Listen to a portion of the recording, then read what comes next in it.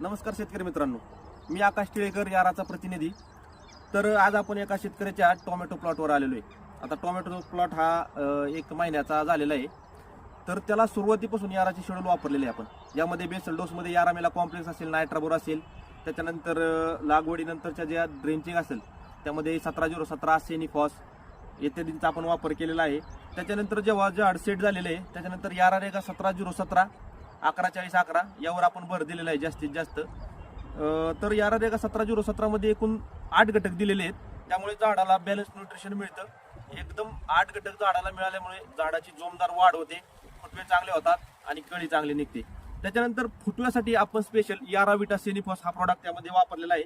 त्यामध्ये सेनिफॉसचा फायदा एवढाच होतो आपल्याला की त्यामध्ये फॉस्फरस आहे 23% आणि कॅल्शियम आहे 3%.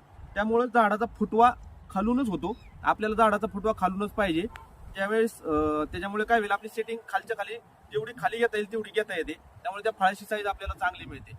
तर या पुढचे जे शेड्यूल असेल त्यामध्ये आपण 12-0-23 जे आहे यारारेगा 12-0-23 त्याचा वापर करणार आहोत. त्यानंतर याराचे जे कॅल्शियम नायट्रेट आहे ते कॅल्सिनेट ते आपण याला वापरणार आहोत.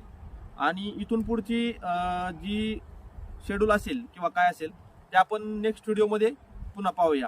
निश्चित सेटिंगसाठी आपण याला बर्ड बिल्डर याराचे जे आहे सर्वात जगामध्ये सर्वात फेमस आहे याराविटा बर्ड बिल्डर आणि एज बूस्ट याचा एक स्प्रे झालेला आहे.